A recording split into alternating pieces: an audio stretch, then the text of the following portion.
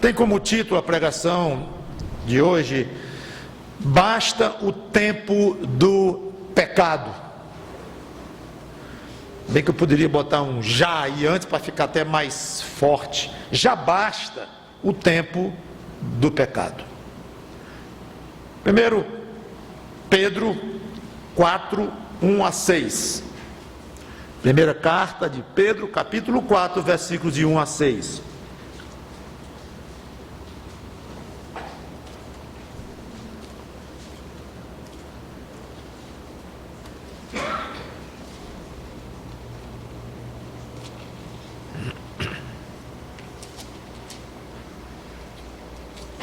Diz assim a palavra de Deus: Ora, tendo Cristo sofrido na carne, armai-vos também vós do mesmo pensamento. Pois aquele que sofreu na carne, deixou o pecado, para que no tempo que vos resta na carne, já não vivais de acordo com as paixões dos homens, mas segundo a vontade de Deus. Porque basta o tempo decorrido para teres executado a vontade dos gentios, tendo andado em dissoluções, concupiscências borracheiras, orgias, bebedices e em detestáveis idolatrias. Por isso, difamando-vos, estranham que não concorrais com eles ao mesmo excesso de devassidão, os quais hão de prestar contas àquele que é competente para julgar vivos e mortos. Pois para este fim foi o evangelho pregado também a mortos, para que, mesmo julgados na carne, segundo os homens, vivam no espírito, segundo Deus. Vamos orar. Obrigado, Senhor Deus, pela exposição da Tua palavra, textualmente, e agora nos ajuda na explicação dela e na aplicação que podemos fazer para os dias de hoje. Se com cada coração, em nome do Senhor Jesus Cristo, te peço e te agradeço. Amém. Lá no capítulo 3, no versículo 9 ainda, Pedro começou a falar do sofrimento dos crentes, sugeriu comportamentos, atitudes frente ao sofrimento. No versículo 18 ele quis reforçar a sua exortação, lembrando que Cristo também sofreu e morreu e deve nos servir de exemplo. Só que tão logo ele falou na morte de Cristo, ele fez um longo parêntese, lá no versículo 18, capítulo 3, ele fez um longo parêntese para falar de vários aspectos do ministério de Cristo, antes, durante e depois da encarnação dele aqui neste mundo, que foi o alvo da pregação passada. Agora então, ele fecha o parêntese e retoma o tema do sofrimento de Cristo, que deve servir de exemplo para os crentes da sua época, de Pedro, 2000 anos atrás, e obviamente para nós hoje, ao longo de todo esse tempo, e hoje, estamos aqui vivos, no mundo, em Cristo. O que nós vamos fazer, então, lendo esta passagem? A mesma coisa que os leitores originais de Pedro fizeram: aprender e aplicar para as vidas deles e agora para as nossas vidas. Então ele diz: tendo Cristo sofrido na carne, esse na carne é no corpo, naquele corpo humano que ele assumiu quando tornou-se ser humano, como um trabalho do Espírito Santo no ventre da Virgem Maria, ele nasceu, então, e ali estava um homem, em todos os aspectos, perfeito. Esse sofrimento envolveu a morte de Cristo, como nós sabemos. Depois, não está aqui escrito, mas ressuscitou e voltou aos céus. Então, tendo Cristo sofrido na carne, ele diz aqui: amai-vos também do mesmo pensamento. Que pensamento? esse que ele coloca lá na frente. Aquele que sofreu na carne deixou o pecado. O problema é que Pedro coloca aqui um pensamento muito difícil. Não sabemos exatamente o que ele quis dizer com isto. Há algumas interpretações, eu vou colocar duas ou três, e a que é mais provável. Primeiro já começa a dificuldade em saber a quem Pedro se referia. A Cristo ou ao crente? Não se tem certeza absoluta, não dá para saber. Se é Cristo, então provavelmente ele queria dizer o seguinte: quando Cristo sofreu e morreu, depois ressuscitou, voltou para o céu, ele deixou para trás a questão do pecado que ele tinha vindo resolver neste mundo e resolveu quando morreu na cruz. E complementando então com a sua ressurreição e a volta ao céu. Ele resolveu então a questão do pecado, não o pecado dele, que ele não teve nenhum, mas o nosso pecado, que ele veio então solucionar o problema, ele veio resolver o problema. Não pode ser que Pedro tenha desejado dizer isto, mas pode ser também que ele queira se referir ao discípulo de Cristo, ao crente, ou ao leitor original lá de Pedro, e hoje a nós. Nesse caso, abrem-se duas possibilidades. Primeira, quando o crente sofre fisicamente, ele muda de prioridade, ele se concentra nas coisas do alto, as coisas daqui deste mundo vão ficando para trás no sentido da preferência dele. Então estaria em vista aqui o processo de santificação. Aquele que sofreu na carne deixou o pecado, aquele que vai sofrendo na carne, ele vai entendendo melhor essa questão da santificação, da necessidade dele deixar cada vez mais para trás isso, e ele vai então deixando o pecado, quase que associando o seu processo de sofrimento como uma purificação, como de fato é o processo de santificação, como se o próprio sofrimento aperfeiçoasse o crente, que é verdade. Aliás, cada interpretação que nós damos tem que ser verdadeira em si, porque senão não seria uma interpretação, é lógico. A ideia mais provável é que o crente, caracterizado aqui como alguém percebido e sofredor, é que ele morreu para o pecado. Ele cada vez mais ele está morto para o pecado. No caso aqui, Pedro estaria colocando um pensamento análogo ao de Paulo, em Romanos capítulo 6, versículos 6 e 7, que eu quero ler com vocês. E, como falei, talvez seja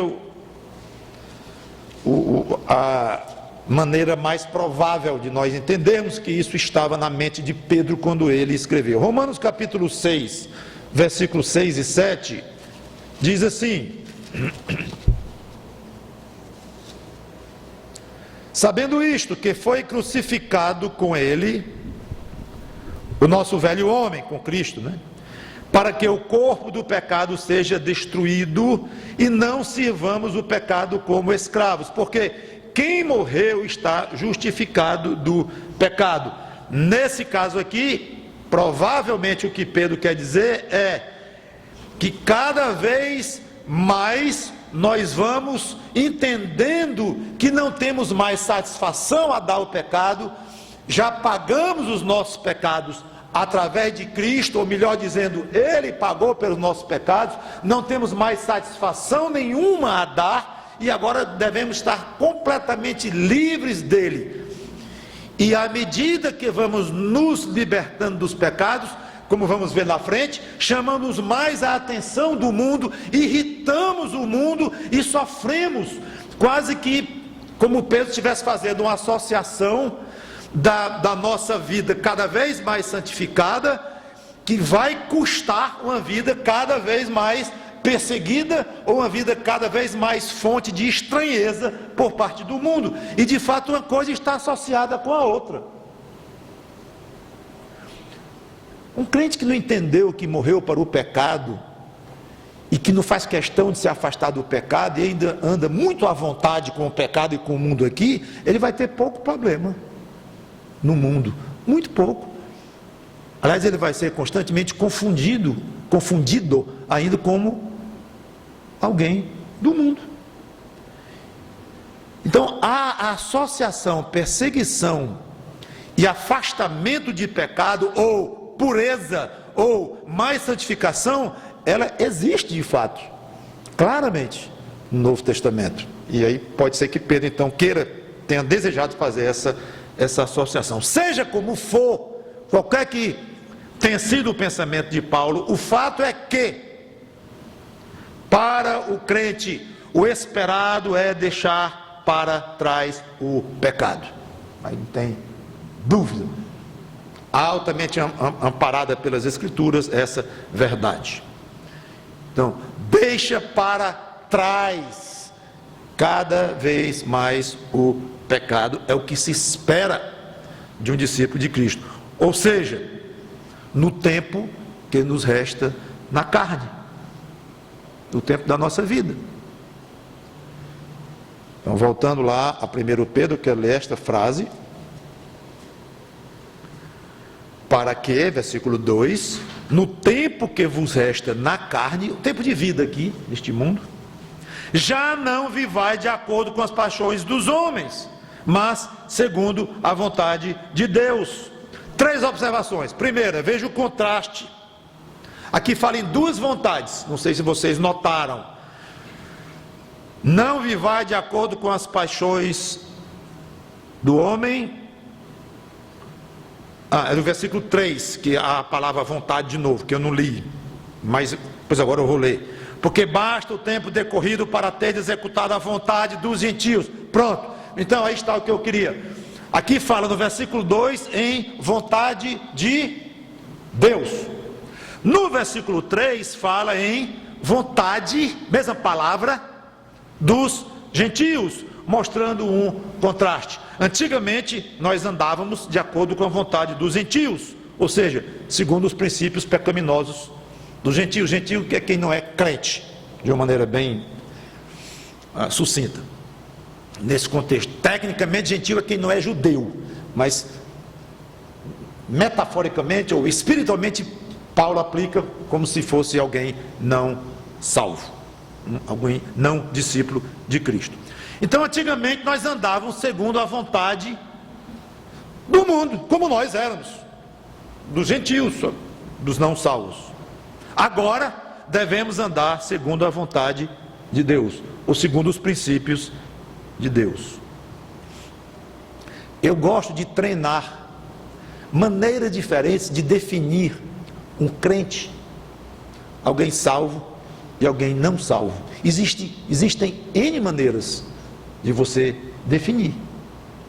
E é um exercício interessante pelas Escrituras. Cada vez que nós, aqui está uma maneira interessante, aqui está uma maneira diferente, mais uma forma de definir e ver a diferença, o contraste entre alguém salvo em Cristo e alguém não salvo em Cristo. E aqui está uma. Alguém salvo em Cristo é aquele que deseja de todo o coração andar conforme a vontade de Deus. Definição perfeita. Não, mas se ele não se converter, não tem perigo dele querer andar de acordo com a vontade de Deus, se ele já não tiver em si o Espírito Santo habitando nele, porque essa vontade virá do próprio Deus, habitando nele, pelo Espírito Santo. Então é uma definição que não há perigo de estar sendo inexata, pode ser incompleta, no sentido de que, como eu falei, há várias outras formas de se definir um crente, mas um crente é alguém que deseja seguir a vontade de Deus, e um não crente é alguém que não deseja seguir a vontade de Deus, ou dizendo de outra forma, como Pedro está dizendo aqui, é alguém que deseja seguir a vontade do mundo. Pronto, porque ele nasce cortado de Deus, nasce separado de Deus, nasce com o pecado dentro, nasce praticando o pecado, cresce praticando o pecado. Então ele não tem vontade de seguir o que Deus deseja, o que Deus quer. O que ele quer é seguir a vontade do mundo, ao qual ele próprio pertence. Então podemos definir crente e não crente desta forma: um tem vontade de agradar a Deus, o outro tem vontade de agradar o mundo. É uma forma correta. Esses desejos opostos aqui têm consequências opostas, óbvio. O crente, para poder andar de acordo com a vontade de Deus, tem que conhecer esta vontade. Onde? Nas Escrituras. Por isso os crentes estudam tanto a Bíblia, ou deveriam estudar, né? E conhecer. Porque a vontade do mundo é mais fácil conhecer. Porque você já nasce, como já comentei, cortado de Deus. Todo ser humano nasce assim, já nasce pertencendo ao mundo e vai conhecendo à medida que vai crescendo, vai sabendo a vontade do mundo que coincide com a sua própria e está em casa. Aí aquela pessoa ouve falar de Cristo,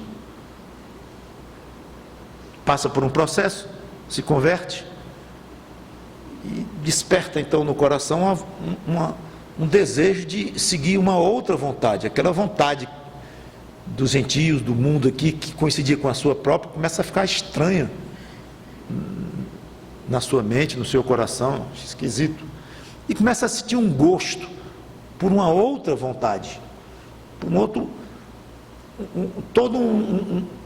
uma estrutura de uma vontade diferente. E ele vai ver que essa vontade é a vontade de Deus. Mas como é que faz para conhecer a vontade de Deus? Entra no Google? Talvez muitos pensem, e olha lá se os gênios lá, donos do Google, não vão pensar um dia botar um Google evangélico, né? Um Google teológico, para você conhecer a Deus. Entre no Google teológico e você pergunta o que quiser que vai ter, eu sei lá. Não dá para entrar no Google e conhecer a vontade de Deus. Tudo bem, eu vou entrar então no site, uma livraria boa, teologicamente correta, ou vou entrar numa livraria mesmo física e comprar um monte de livros e vou ler livros excelentes. Está melhorando um pouco, mas ainda não vai conhecer bem a vontade de Deus. O que é que Deus expressa de maneira precisa, como uma abertura do coração dele para transmitir aos homens o que eu quero. Só vai encontrar esta vontade de Deus nas Escrituras. E os livros que eu acabei de falar, teológicos, meus bons livros e tal, vão ter erros, vão ter imprecisões, são feitos por homens, então não passam nem longe da segurança que a própria palavra de Deus, a Bíblia, tem, porque ela é inspirada por Deus. Então é aqui que nós conhecemos a vontade de Deus.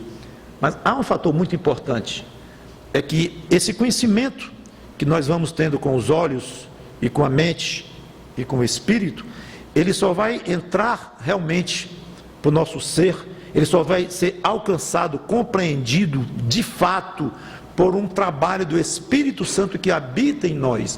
Então nem só a Bíblia é suficiente para levar um conhecimento profundo do crente com a vontade de Deus.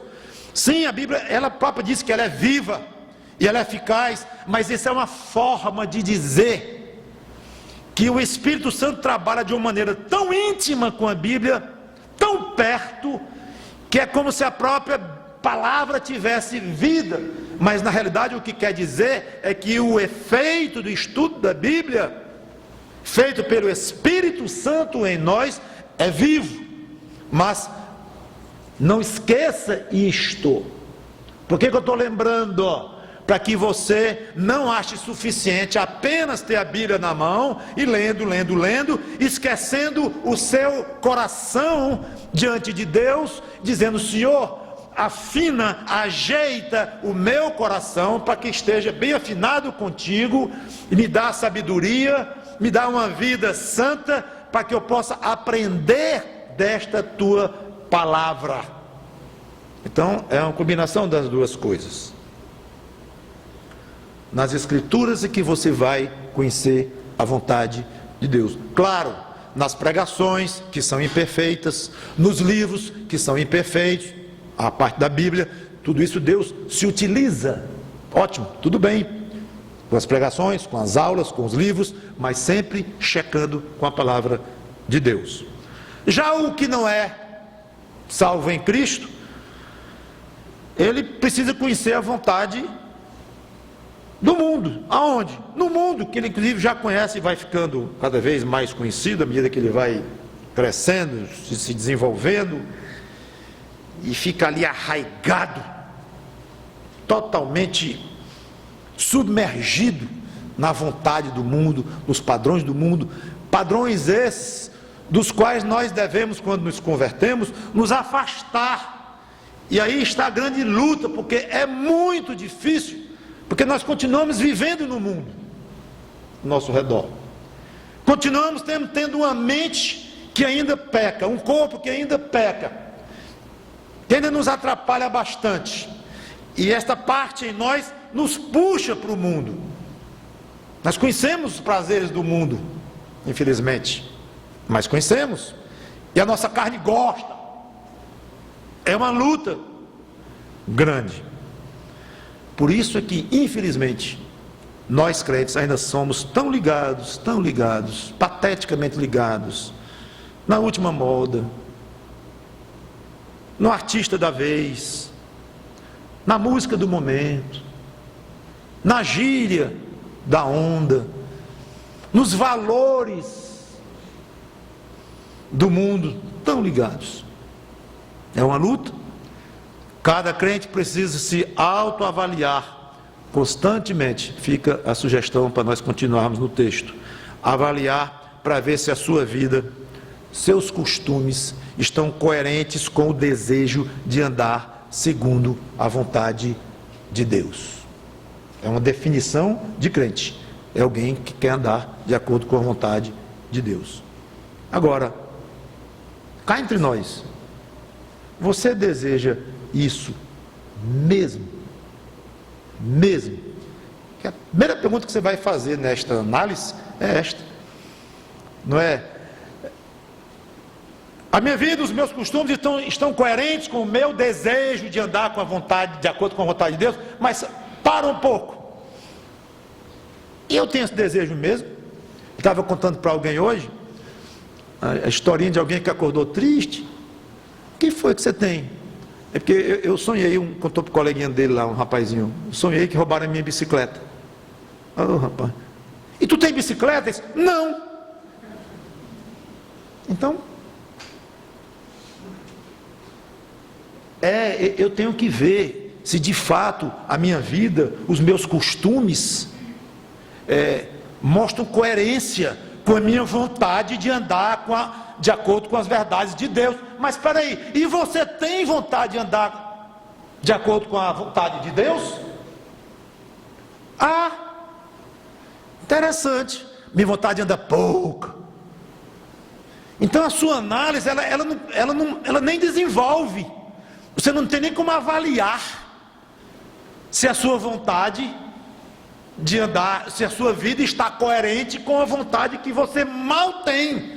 Então você tem que dar um passo para trás, uma marcha ré, e cuidar disto. Como é que anda a minha vontade de andar de acordo com as verdades e os padrões de Deus? Se essa vontade está firme, tudo bem, então vai examinar se há uma coerência entre a sua vida e esta vontade. Mas se essa vontade está pouca, tem que consertar primeiro, para poder andar de acordo. Pedro agora dá uma lista das paixões dos homens, uma lista até mais ou menos extensa, que eu não vou detalhar muito, mas vamos lá. Quando ele diz aqui em dissoluções, a primeira, aqui no meio do versículo 3, dissoluções, na versão revista atualizada, na nova versão internacional NVI, tem libertinagem. Original, devassidão. Libertinagem, está correto. Dissoluções também. Ou seja, excessos ou perversões sexuais. Aí vem concupiscência. Na NVI tem sensualidade. No original, significa um desejo bom ou ruim que depende do contexto, que é óbvio aqui que é um contexto ruim, porque está falando das vontades dos homens da carne. Então, a ideia de sensualidade. Borracheiras é uma palavra que eu só vi na minha vida aqui. Eu não sei quem é que tiraram essa palavra, os nossos queridos tradutores da atualizada, porque eu nunca ouvi em lugar nenhum, nunca li, eu já tenho lido um bocado da minha vida, nunca vi essa palavra. Eu sempre quero conferir com borracharia. Não tem jeito.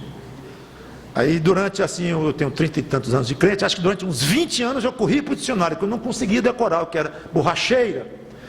E é bebedeira. Significa exatamente isso, bebedeira. Deixe-me dizer apenas que a Bíblia condena a bebedeira, ou a bebedice, condena diretamente o uso do álcool para embriaguez. Ela não condena o uso total do álcool, qualquer tipo de uso alcoólico que ela condena, não condena. Eu não vou entrar nesse assunto, que é um assunto complexo, mas pessoalmente eu acho sábio o crente que evita totalmente, absolutamente, completamente o álcool, por um motivo muito simples, óbvio, ululante. Porque o alcoolismo é uma das maiores causas de lares e de vidas destruídas. E todo alcoólatra que destruiu sua vida, da sua mulher, dos seus filhos, todo alcoólatra começou um dia com um gole. Um dia, aos 8 anos, aos 5 anos de idade, como tem pais muito sábios, que botam o filhinho para tomar cerveja, um gole de uísque para dizer que o filho é homem, com 4, 5 anos de idade, um pai inteligente, sábio, iluminado. Ou então a criança por si só, com 8, 9, 10 anos, toma o seu primeiro golinho, para dizer também que é rapazinho, e 14, 15, aí vai. Todos começaram com um gole. Então eu acho uma estupidez alguém que brinca com isto, que toma um gole de vinho, mesmo socialmente, mesmo na sua casa, mesmo trancado no seu quarto com 10 chaves, por causa do testemunho, seja como for, provou álcool, para mim é uma estupidez, uma tolice, porque está brincando com cobra venenosa, está brincando com fogo, está brincando com a desgraça, está brincando com tudo o que não presta, que pode acontecer com alguém que começa a beber, não sabe se tem a inclinação de alcoólatra dentro de si, não sabe. Até hoje a ciência debate se é doença, se não é doença, se vem no gene, se não vem no gene, não se sabe e não é importante. Importante que quando pega um, para deixar é muito difícil. Então, se você é crente, acha que não tem problema nenhum provar um vinhozinho, coisa ali, coisa acolá, alguma coisa desse tipo, socialmente, biblicamente não tem mesmo.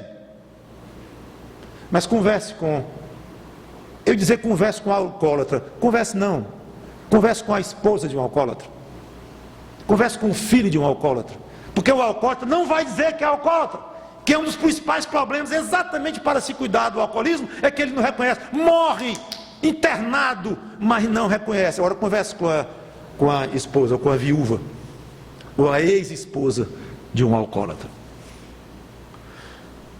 Bebedeiras, orgias, que obviamente é um comportamento sexual desenfreado, que era comum na época, a orgia ligada com o paganismo, com a prática religiosa pagã, muito comum na época. Hoje ainda é comum em alguns meios mais do submundo, ainda se cultua, ainda de uma forma estranha, misturando sexo com paganismo, com ocultismo, ainda existe, com violência, com sangue, ainda existe isso hoje, mas de uma maneira bem mais, pelo menos aos nossos olhos, não tão óbvias como na época era. Bebedices, que na Nova Versão Internacional tem farras, que aí não vai ser, eu estou olhando o termo, não é bebedice em si, embora na nossa versão tenha, mas a ideia mesmo é mais generalizada, de farra, que geralmente, obviamente, inclui bebedice, mas não tão diretamente quanto o nome lá, que tem como borracheira a tradução. E detestáveis idolatrias, na Nova Versão Internacional tem repugnantes idolatrias, significa ilícito, algo realmente muito ruim, que não é para se fazer, errado. Então, detestáveis tem sentido, repugnante tem sentido, é algo muito ruim aos olhos de Deus. E, obviamente, muitos leitores de Pedro tinham sido idólatras, especialmente os gentios, na época. A idolatria é de longe o pecado que mais ofende a Deus, de longe. Se eu entendi alguma coisa da Bíblia, eu concluí isso, é o que mais ofende. E ainda hoje se pratica abertamente repugnantes idolatrias no nosso meio brasileiro. E é assim. Eu fiquei quando vi um adesivo num carro há alguns anos, que eu achei de um grau de ofensividade a Cristo, que eu não me lembro de ter visto antes. Tudo com Cristo, nada sem Maria. É a frase mais idólatra que eu já ouvi do catolicismo até hoje, é esta daí. Deixei de ver esses adesivos, não vi mais, mas não sei se ainda tem por aí, mas isso traduz que nós vivemos um período de ainda profunda idolatria ao nosso redor, na nossa frente, no carro da frente, ou no coração do dono do carro da frente. Acho lamentável que muitos crentes, de alguma forma, têm, talvez por causa da época, politicamente correto, religiosamente correto, a ideia de ter muita paciência, muita largueza, em que nós não consideramos isso idolatria detestável, ou repugnante, como diz a Nova Versão Internacional, e encaramos assim, e desejamos pregar para quem pensa assim, pregar a palavra de Deus, pregar a salvação, porque quem pratica idolatria detestável não é discípulo de Cristo. Não pode ser, não pode, ou está tudo errado nas Escrituras. Eu quero continuar, não vou fazer uma pregação sobre idolatria, mas eu não podia falar de idolatria e dizer, pois é, irmãos, na época de Pedro isso era horrível. Talvez em algum tempo, ainda ao longo da história do cristianismo, do chamado cristianismo, ainda se praticou muito a idolatria no passado. Hoje está melhor, hoje está menos. Não está menos, não. O catolicismo tem uma deusa chamada Maria, ela é adorada em todos os aspectos de divindade. Quando eu digo isso com raiva dos católicos, com raiva do catolicismo, não! Eu digo isso com pena, mas com firmeza e com uma certa indignação, sim, mas talvez para nós que deixamos de entender essas coisas e de ver em alguém que diz tudo com Cristo, nada sem Maria, alguém que é capaz de ser irmão, porque fala em Cristo. Está vendo? Ele fala em Cristo, mas o diabo fala em Cristo. O demônio crê em Deus e treme. Então nós nos tornamos muito ingênuos, e dizer isso e ter essa postura não significa uma hostilidade pessoal, não significa uma postura pessoal de raiva, de briga.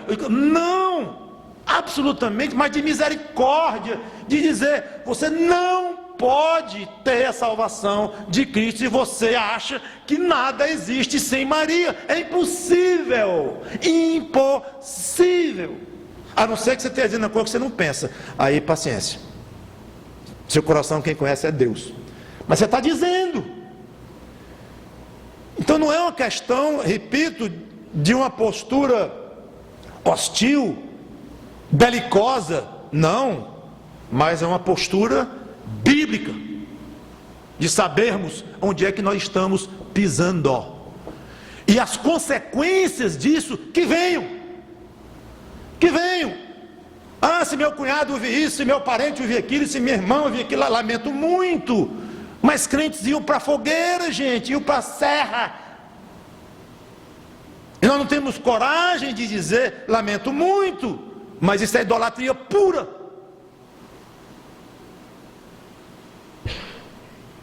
Meus 30 e tantos anos de crente, eu não vi essa idolatria diminuir 1 milímetro. Esse tipo de idolatria que está nos cercando. Muito bem. Terceira observação. Pedro usa uma expressão forte quando ele diz, basta o tempo decorrido na prática dessas paixões malignas. Já descrevemos aqui a lista dele. É como se Deus estivesse dizendo através de Pedro, vocês acham pouco, Vocês acham pouco quanto já pecaram contra mim? Deus falando através de Pedro. No tempo da incredulidade de vocês,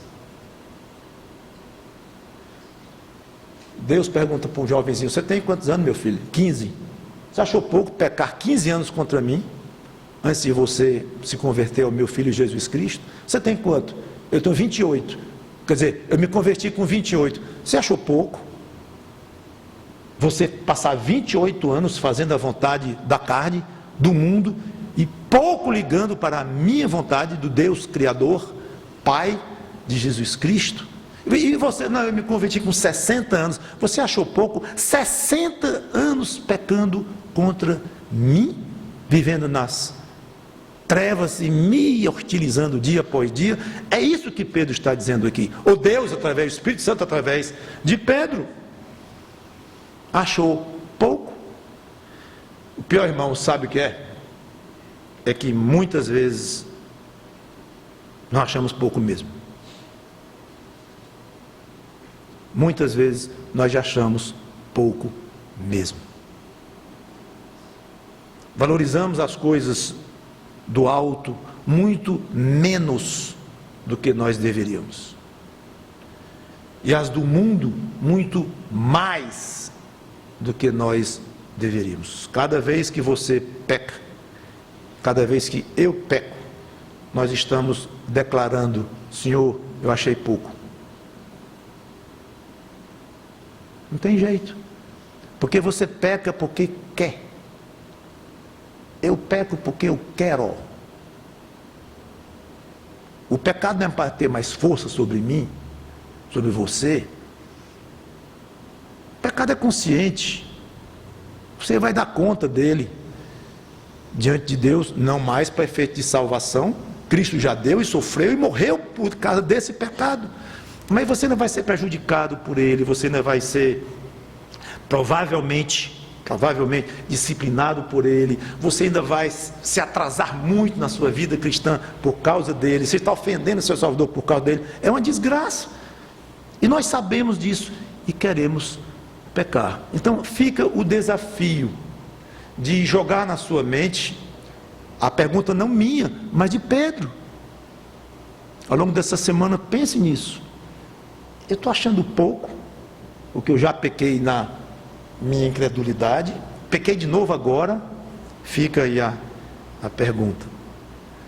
Lembre-se sempre que Cristo lhe livrou da escravidão do pecado, meu irmão, minha irmã, você não é mais escravo do pecado, não precisa mais obedecer o pecado, você obedecia, quando não conhecia outra coisa, você era escravo, você não é mais, você é liberto, você morreu para o pecado, acabei de ler Romanos 6, Tudo bem.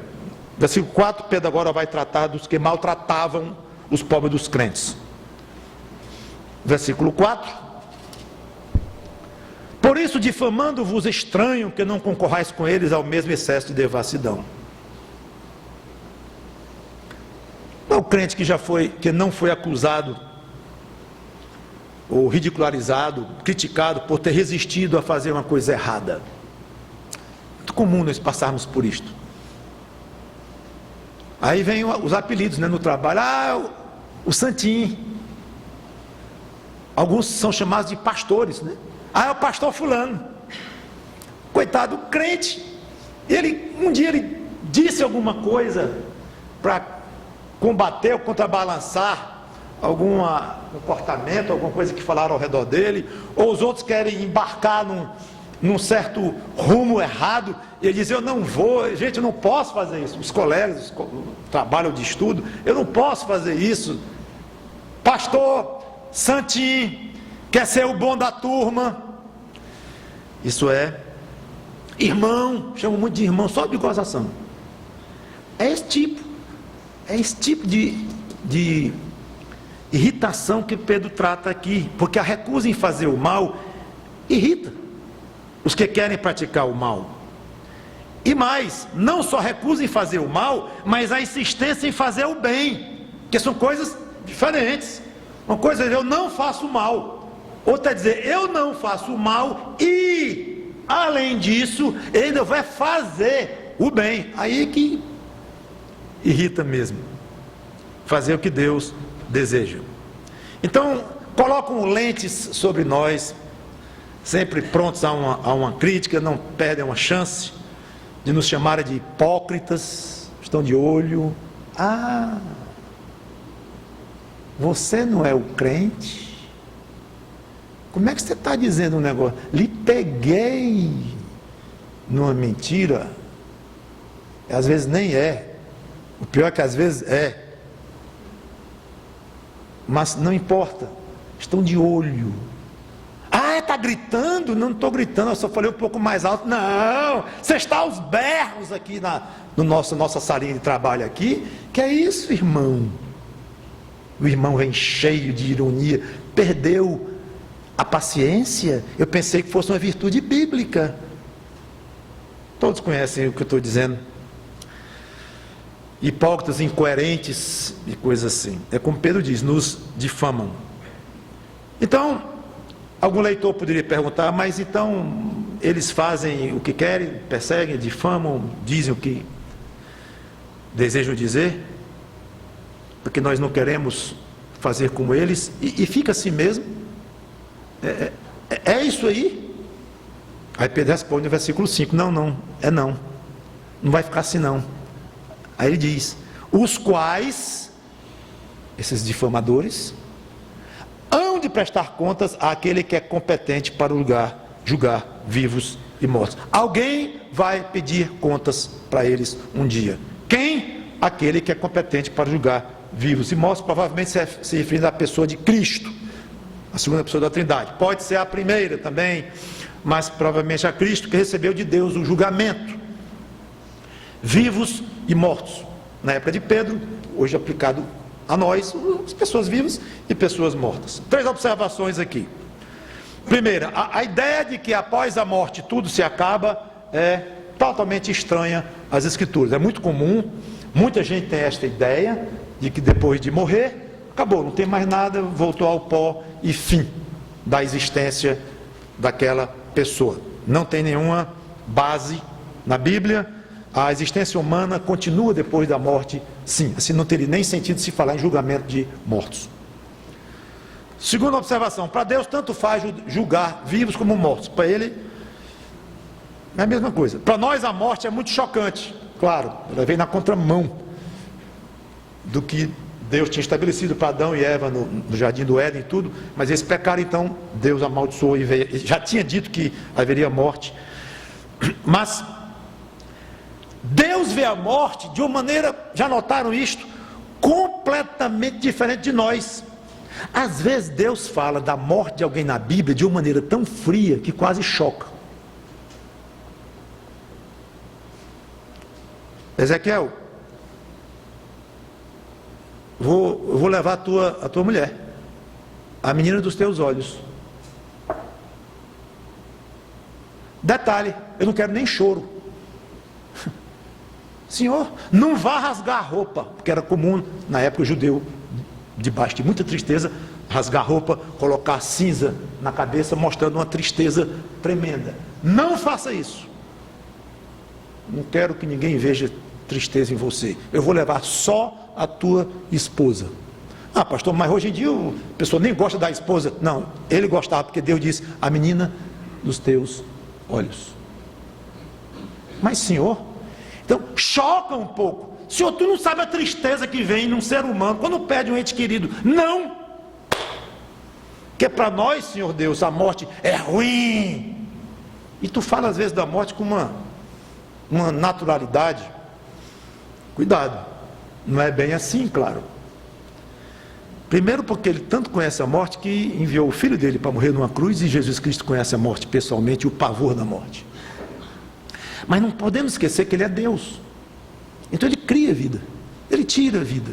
É óbvio que ele vai enxergar vida e morte de uma maneira completamente diferente do que nós enxergamos. Não é frieza da parte dele, não é indiferença da parte dele, é soberania da parte dele. Muita soberania, está muito acima de vida e de morte, porque ele dá as duas. Então é natural que ele veja de uma maneira diferente como nós vemos.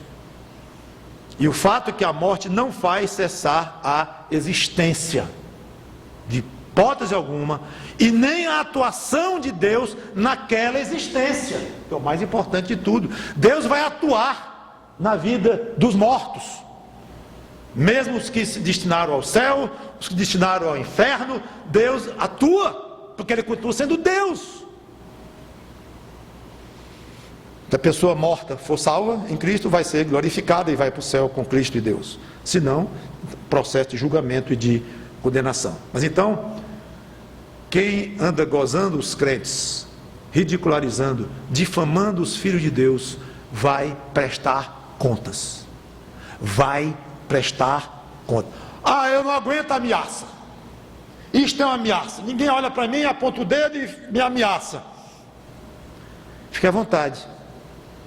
Porque não sou eu que estou ameaçando, é a própria palavra de Deus.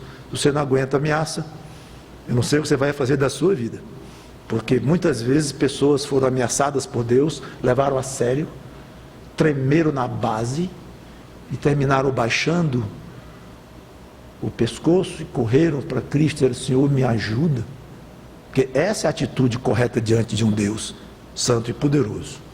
E o terceiro ponto: todos vão prestar contas a Deus. Essa aqui talvez fique atravessada naqueles que não gostam de dobrar o pescoço e se arroga, né? Neste pulso ninguém pega. Muito comum você ouvir isso de pessoas.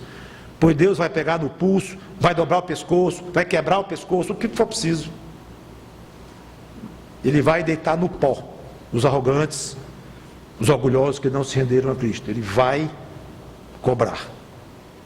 Então, antes de passar para o versículo 6 e encerrar, eu pergunto a você, amigo, amiga sem Cristo, você já pensou de uma maneira séria que a sua morte não significa o fim da sua existência? Não confunda uma coisa com a outra, porque não significa. Você vai ser pessoalmente julgado por Deus, e pergunto se você está preparado para isto. Versículo 6 tem sido alvo de muita polêmica, não vou detalhar muito, pois para este fim foi o evangelho pregado também a mortos, para que, mesmo julgados na carne, segundo os homens, vivam no Espírito, segundo Deus. De uma maneira muito rápida, os que acham que Cristo desceu ao Hades para proclamar o evangelho, que eu já expliquei detalhadamente isso na pregação passada, não vou dizer mais nada sobre isso, que já está lá. Os que acham e que acreditam que Cristo então desceu ao Hades, usam essa frase aqui para dar base à sua interpretação. Eles dizem que Cristo pregou o evangelho para pessoas que estavam mortas quando ouviram, espiritualmente mortas. Então foram ao Hades Ele foi ao Hades, pessoas estavam mortas lá espiritualmente e também fisicamente. Então Cristo pegou o evangelho para elas, que eu discordo, já expliquei porque discordo, acho a interpretação forçada e prefiro entender da maneira mais natural. Ou seja, o evangelho foi pregado por qualquer um, não apenas por Cristo. Não diz aqui que foi Cristo. Qualquer um, pregado a pessoas que estavam vivas quando ouviram. Qualquer um de nós aqui que está vivo, e você chega no meio da rua ali e prega o evangelho para alguém, aquela pessoa está viva. Mas agora, Pedro, quando escreveu, que as pessoas tinham morrido. Só que se converteram quando ouviram, e agora estavam vivas segundo Deus. Ou seja, se refere a crentes que ouviram o evangelho quando estavam, obviamente, no estado de não crente. Pessoas estavam vivas, ouviram o evangelho, morreram, e ao morrer, cada um de nós é julgado segundo a carne. Nós morremos por causa dos nossos pecados, fisicamente. Morremos, mas uma vez que me converti, quando estava vivo e ouvi o evangelho, mesmo agora morrendo na carne, mesmo meu corpo morrendo e julgado segundo a carne, eu estou vivo espiritualmente. Acho que é a explicação mais razoável, mais simples e natural dessa passagem. Então, talvez o que Pedro quis dizer é que alguns talvez estranhassem a morte de um crente na época. Não já é salvo? Não já tem a vida eterna? Por que morrer? Tem um certo sentido isto. A morte não é um sinal de que a pessoa não foi salva. Olha, entregou a Cristo, morreu uma semana depois, e tem uma coisa errada. Já tem a vida eterna? Já tem a vida eterna, nem que vai ter, já tem.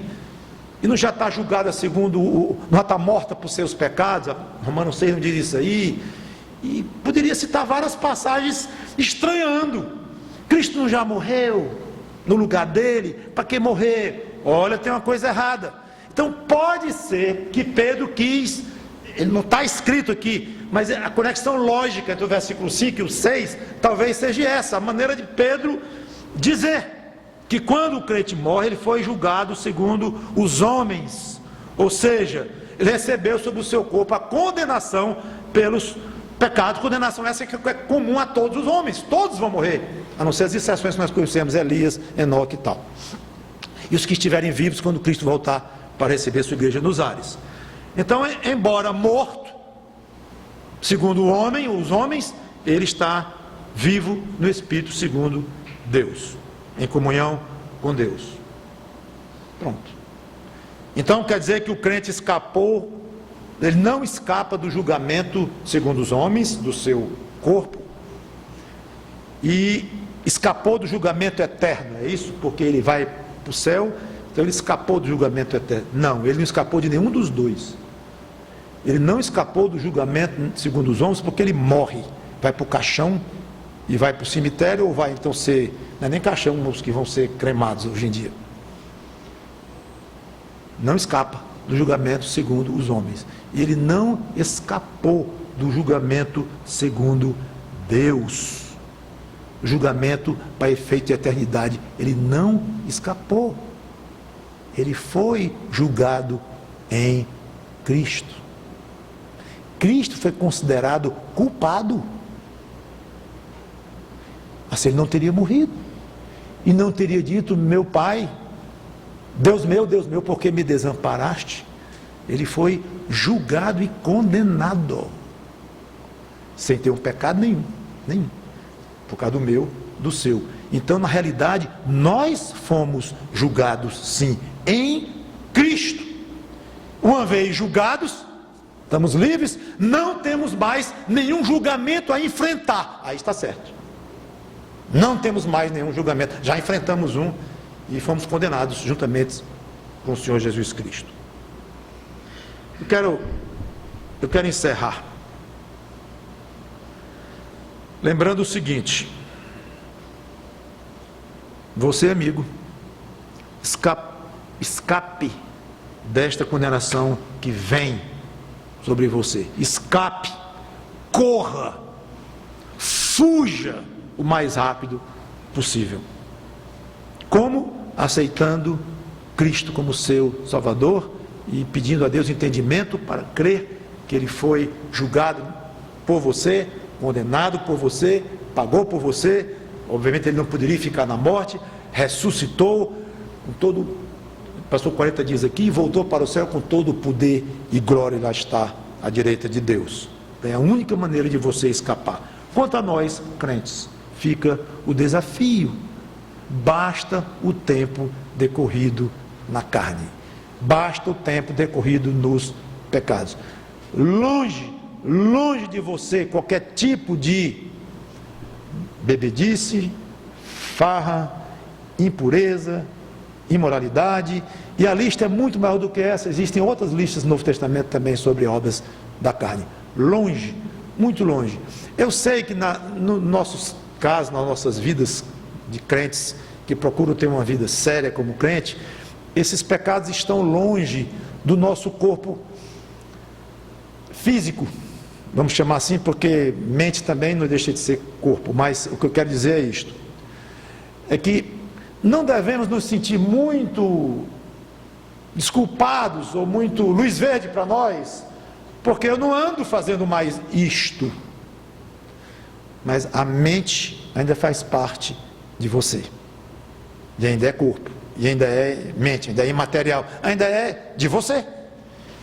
E aí eu não sei se você pode dizer com tanta tranquilidade que não pratica mais essas coisas mentalmente. E é aí onde pega a maioria de nós crentes, é a mente.